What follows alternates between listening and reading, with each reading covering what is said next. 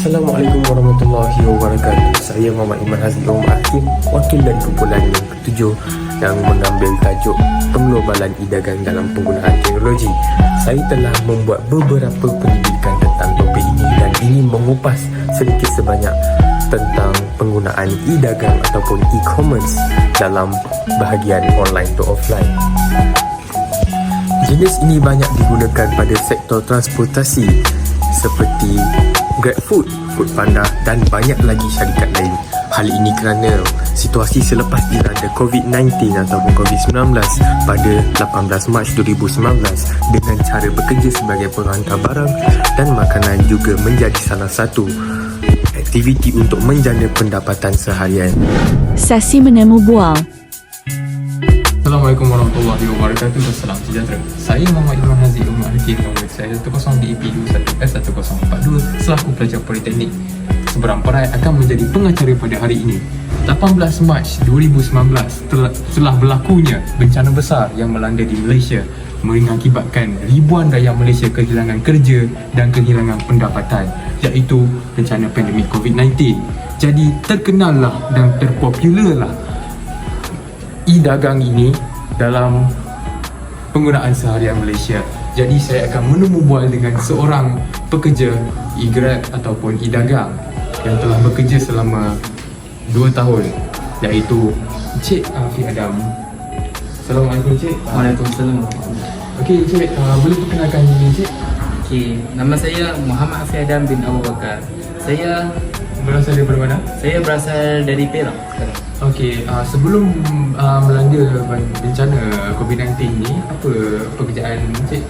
Kalau sebelum pandemik ni saya bekerja sebagai penjual di gerai makan. Oh, gerai makanan. Baik. Kenapa anda telah bertukar fikiran untuk melakukan e-dagang? Sebab saya tengok waktu dalam pandemik ni banyak orang yang dihilangkan kerja dalam pandemik ni. Lepas tu saya rasa terkesan lah dengan pandemik ni. Kan kalau macam waktu pandemik ni banyak kedai-kedai makan tutup kan. Betul. Saya salah satu mangsa yang kedai makan ditutup. Sampaikan saya punya pendapatan semua dihilangkan lah.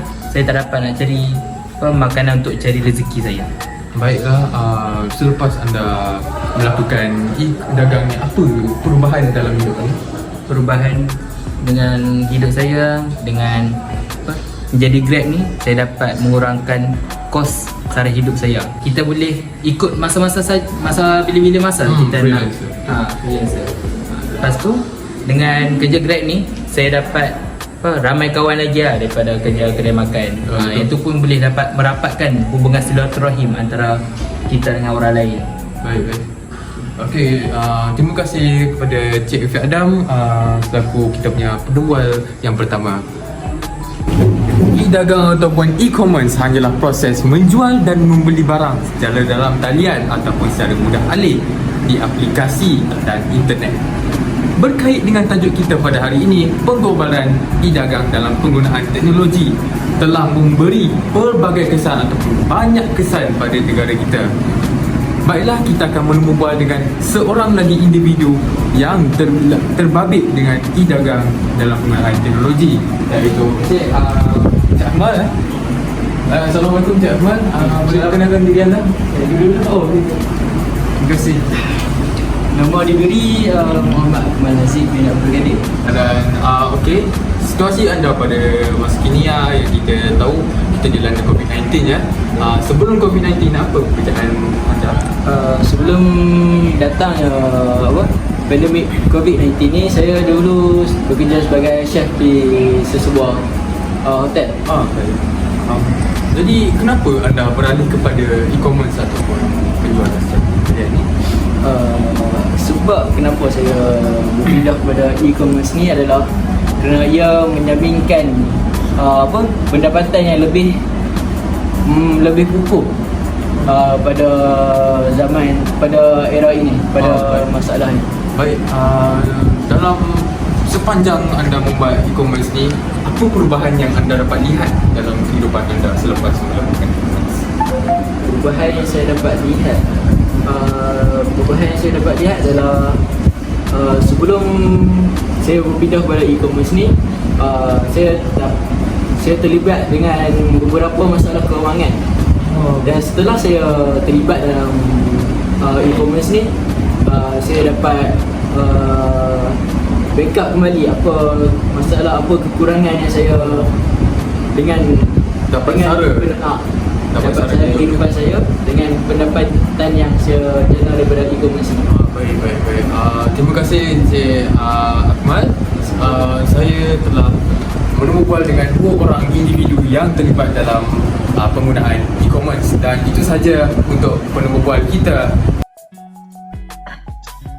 Okey, sebelum tu saya akan memperkenalkan diri saya. Nama saya Hafiz Zishan Bersalan.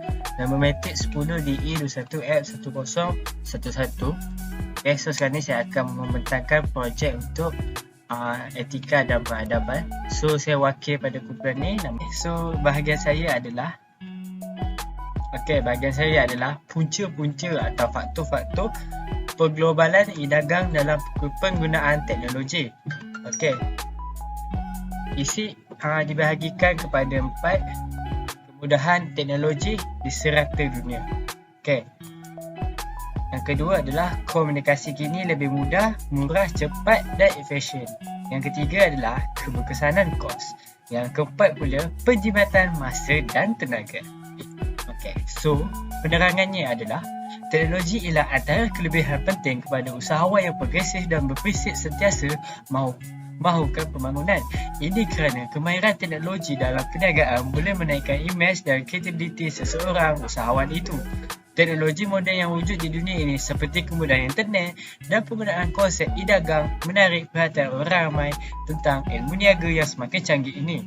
Pebekal, peniaga ataupun pembeli boleh mendapatkan maklumat mengenai sesuatu perniagaan atau aktiviti syarikat dengan lebih cepat, tepat dan padat melalui pelbagai bentuk media.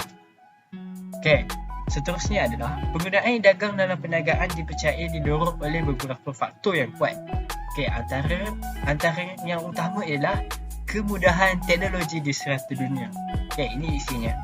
Kini hampir seluruh dunia sahaja pada bila-bila masa peniaga percaya bahawa dengan adanya kemudahan seperti ini, aktiviti perniagaan dapat dikembangkan berbanding jika bergantung pada manual perniagaan yang cuma duduk di pejabat atau premis menunggu barang jualan laku. Agak kecewa kan? Faktor kedua ialah komunikasi. Okay, komunikasi kini lebih mudah, murah, cepat dan efisien dengan adanya kemudahan teknologi untuk proses perniagaan secara e-dagang. Peniaga boleh sahaja berniaga melalui talian internet dan berkomunikasi dua hala dengan pembeli dan pembekal dengan cara rasmi dan tidak rasmi bergantung dengan keadaan yang bersesuaian. Okay. Sebab ketiga adalah keberkesanan kos. E-dagang merupakan satu teknologi yang membolehkan proses perniagaan dikomputerkan di mana perniagaan boleh mendapat pulangan yang tinggi dengan menggunakan peralatan mesin yang moden seperti komputer dan telefon pintar. Okey. Contoh tempat jualan yang kita boleh buat untuk e-dagang adalah Shopee, Lazada, Zalora dan sebagainya. Okay, harga dan kos yang berpatukan juga boleh menjadi motivasi utama seseorang pengguna menggunakan urusan jual beli secara atas balian. Kos yang dimaksudkan di sini adalah penjimatan kos dari bermacam sudut. Dengan penjimatan tersebut, ia dapatlah meningkatkan lagi produktiviti usahawan di mana mereka dapat berkongsi dan menyebarkan maklumat dengan lebih pantas, tepat, efisien melalui pelbagai media di media masa teknologi terkini. Selain itu, penjimatan masa dan tenaga juga salah satu faktor penggunaan e-dagang ini. Apa-apa sahaja maklumat ataupun perkara yang berkaitan dengan perniagaan perkhidmatan boleh dilakukan disebarkan pada bila masa menggunakan komputer ataupun telefon pintar. Maklumat tersebut juga mudah disimpan secara cloud dan boleh dirujuk dengan menggunakan perisian terkini dalam memastikan pekerjaan urus niaga berjalan dengan lancar. Okey, yang akhir sekali adalah punca-punca yang mendorong kepada penggunaan e-dagang ini sebenarnya memperbaiki mobiliti perniagaan yang mana alat-alat elektronik yang digunakan boleh memendekkan masa untuk menerima dan menghantar barangan atau perkhidmatan dan yang lebih penting lagi mewujudkan lebih banyak peluang dan daya saing dalam industri selain untuk pembangunan masa hadapan. Sebagai contoh e-dagang iaitu e-hailing ke e-perkhidmatan. E-perkhidmatan contohnya adalah Grab, GrabFood, eFoodPanda, okey, dan sebagainya. Untuk e-dagang pula adalah Shopee. Kita juga boleh jual dalam live TikTok, Instagram, Facebook dan sebagainya. Okey, penutup daripada saya adalah kita haruslah menggunakan platform media sosial dengan cara yang baik, iaitu menjual barang perkhidmatan ataupun produk sendiri menggunakan e-dagang ataupun melalui media sosial. So, sekian daripada saya. Terima kasih. Saya Amir Fikri bin Zamri, nombor matrik 10 DE21 F1021. Okey, pada hari ini saya akan meneruskan lagi dengan 4 langkah untuk mengatasi masalah e-dagang. Okey, masalah yang pertama, kekurangan urgensi dari pelanggan. Tidak semua peneliti akan mendarat dengan baik dengan pelanggan anda. Tetapi anda mempunyai dua situasi di mana pelanggan anda tidak menunjukkan desakan untuk membeli produk anda. Yang pertama adalah semasa fasa awal ketika anda berjuang untuk produk anda. Yang pertama adalah semasa fasa awal ketika anda berjuang untuk mendapatkan beberapa penjualan pertama. Ini adalah halangan yang sukar, tetapi umumnya ada kaitan dengan cara yang anda memasarkan produk anda. Situasi kedua, melibatkan produk yang lebih mapan yang mulai menyaksikan penurunan penjualan, di mana anda menyedari bahawa orang tidak begitu cepat membeli produk seperti sebelumnya. Okey, cara untuk mengatasinya adalah lihat strategi pemasaran anda dan buat beberapa penyesuaian. Adakah iklan enjin carian atau media sosial anda tidak menggigit? Adakah anda lebih baik pergi ke acara yang akan mempromosikan produk anda sedikit lebih baik? Dari segi menghidupkan semula produk yang lebih mantap, ini semua berkaitan dengan urgensi. Maksud laman web adalah untuk menunjukkan kepada pelanggan bahawa mereka perlu membeli produk anda sekarang. Pertimbangkan taktik mendesak seperti pemasar, perhantaran percuma untuk masa tertentu dan jumlah inventory terhad. Ini mencetuskan emosi pada pengguna anda bahawa mereka perlu segera mengeluarkan dompet mereka. Okey, masalah yang kedua. Pesaing yang mencuba menguangkan anda. Ini akan berlaku, beberapa syarikat akan mencuri idea anda. Mula menjual produk yang sama atau membuat sesuatu yang serupa. Bagaimanakah anda memenangi tindakan ini? Sekiranya syarikat terus mencuri idea anda, sudah tiba masanya untuk mengambil tindakan undang-undang. Pergi ke peguam untuk melihat pilihan anda. Namun, persaingan yang adil adalah kisah yang berbeza, kerana anda harus mula memikirkan cara untuk menonjolkan dalam persaingan. Apa yang anda tawarkan yang tidak dimiliki oleh pesaing anda? Adakah anda menawarkan perhantaran percuma? Adakah sokongan pelanggan anda lebih baik? Adakah anda mempunyai pakej yang memberikan potongan harga untuk barang yang dibandel? Bagaimanakah dengan blog atau program keahlian yang mantap? Okey. Masalah yang ketiga, tidak mampu mengendalikan semua lalu lintas sokongan. Pada satu ketika, anda akan merasa terharu dengan jumlah orang yang menelefon, menghantar email atau berbual dengan anda untuk bertanya atau mengadu tentang produk anda. Okey, cara untuk mengatasinya adalah untuk mula mengupah pasukan wakil sokongan secepat mungkin. Pasukan anda tidak semestinya hebat. Mungkin hanya anda dan rakan. Tetapi ini lebih baik daripada anda sahaja. Cari sistem pengurusan pelanggan yang menggabungkan semua saluran sokongan anda menjadi satu. Jauh lebih mudah untuk membalas mesej Facebook dan email pada satu skrin dan daripada dua skrin. Okey, langkah yang terakhir untuk mengatasi masalah e-dagang ialah dengan media sosial. Pertimbangan untuk mempelbagaikan platform anda, media sosial selalu menjadi penjualan yang sukar bagi syarikat e-dagang kerana sukar untuk mengetahui platform mana yang paling berkesan di pasaran tertentu. Okey, terdapat penyelesaian mudah untuk situasi ini. Mempelbagaikan dan akhirnya mendorong platform yang tidak berfungsi dengan baik. Sama seperti melabur saham, anda menyebarkan risiko dan menyedari pilihan mana yang menghasilkan wang paling banyak. Buat Facebook, Twitter, halaman Pinterest dan Google+. Sebarkan kandungan anda melalui media ini dan gunakan alat analisis media sosial untuk memahami mana yang paling sesuai. Walaupun seorang berfungsi lebih baik daripada yang lain, menyebarkan kehadiran media sosial anda memberi semua pelanggan cara untuk berhubung dengan syarikat anda. Okey, sekian saja daripada saya. Terima kasih.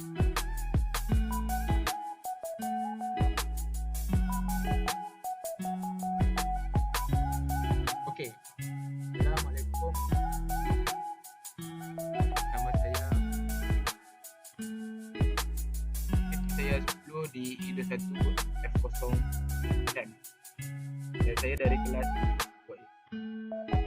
Ya, saya akan membentangkan tentang rumusan ini. Okey, rumusan dari pembentangan ini ialah perkembangan e-dagang di Malaysia sememangnya sudah berada pada tingkat dari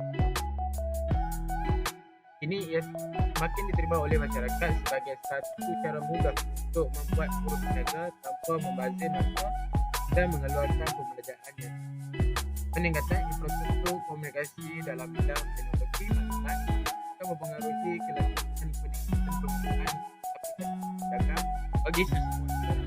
Contohnya Shopee, Lazada dan sebagainya. Malaysia sudah pun menuju ke arah itu dengan projek saya. Oleh yang demikian adalah diharapkan urus niaga melalui dagang akan menjadi satu budaya urus niaga yang menggalakkan dalam masa dekat. Usahawan pula harus bersedia mengikut tentang ekonomi masa kini. Jika para usahawan itu ingin mendahului pesaing pada masa depan, ilmu pengetahuan dalam dunia perniagaan pada alam ini seharusnya para usahawan bersedia selengkapnya dalam menghadapi perubahan dunia perniagaan yang memasuki era globalisasi di samping perubahan daripada peningkatan dalam industri yang rata-rata berasaskan teknologi maklumat. Semakin hari semakin banyak produk melimpahi pasaran, jadi pengeluar berkehendakkan sesuatu pendekatan yang tangkas bagi memenuhi sasaran pasaran. Okey, seterusnya pandangan dari sudut positif tentang dagang. Okey, yang pertama kos yang rendah. Pengedaran melalui internet berhasil kerana ia membutuhkan penggunaan akhir atau endless dengan pengeluar secara langsung. Hal ini akan mengurangkan peranan perantara secara tradisional, iaitu ejen dan pengedar dalam pemasaran antarabangsa. Kebaikan yang diperoleh boleh dilihat jelas, iaitu ia dapat mengurangkan kos yang tidak diperlukan oleh pengeluar untuk memasarkan produk dan hasilnya harga yang sampai kepada pengguna lebih murah berbanding dengan melalui perantara. Melalui e-dagang, ia dapat menghapuskan atau mengurangkan kos sewaan gudang atau premis perniagaan, insurans, sewaan perkhidmatan, kawalan serta lain-lain kos yang berkait dengan kos penyimpanan dalam transaksi pemindahan barangan atau perkhidmatan. Selain itu, penyematan ke kos buruh turut dinikmati, iaitu tiada lagi peruntukan untuk membayar gaji pekerja dan bil utiliti seperti elektrik dan air turut dapat dinikmatkan. Okey, yang kedua, hubungan terus dengan pengguna. Peniaga dapat berhubung terus dengan pengguna tanpa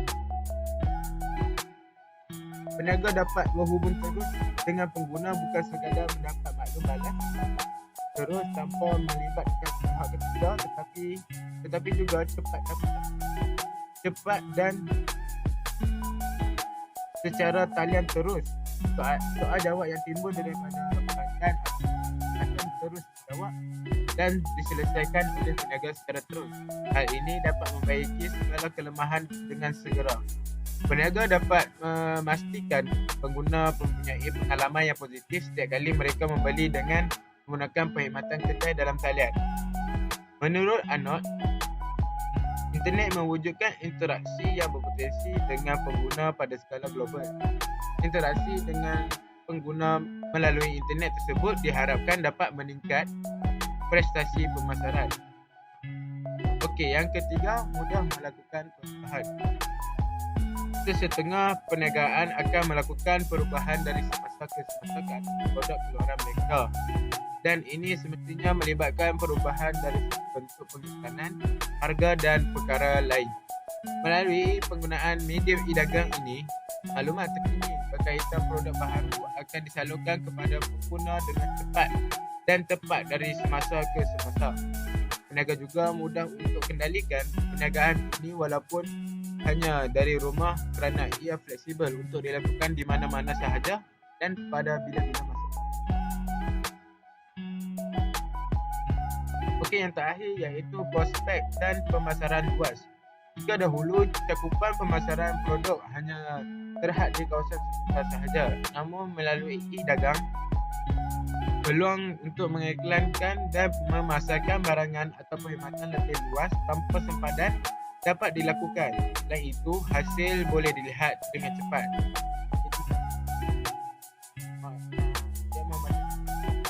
Terima kasih.